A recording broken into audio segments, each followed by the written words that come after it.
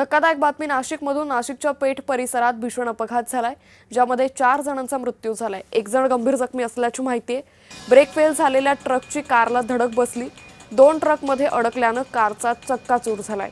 सावळ घाटातील तीव्र उतारावर ब्रेक फेल झाल्यानं हा धक्कादायक अपघात झालेला आहे। 4 जणांचा यामध्ये मृत्यू झालाय।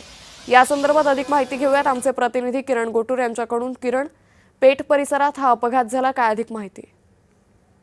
अंकिता, अतिशय भीषण हा अपघात झालेला आहे। पेठ परिसरातील एका घाटामध्ये एका कारला मागून आलेल्या ट्रकने धडक दिल्याने संपूर्णपणे ही घटना घडलेली आहे। जो प्राथमिक माहिती मिळते त्या प्राथमिक माहितीनुसार आणि ट्रक फेल झाला आणि ब्रेक येऊन या कारवरती आदळल्यानंतर या कारमध्ये जवळपास 4 जणांचा अत्यंत दुर्दैवी मृत्यू झालेला आहे आणि एक जण गंभीर जखमी आहे। जखमीला नाशिकच्या एका खासगी रुग्णालयामध्ये उपचारासाठी दाखल करण्यात आहे आणि या सगळ्या अपघाताची अधिकची चौकशी आहे पेठ पोलीस करताना आपल्याला बघायला मिळते। निश्चित, धन्यवाद किरण, आपण दिलेल्या सविस्तर माहितीसाठी।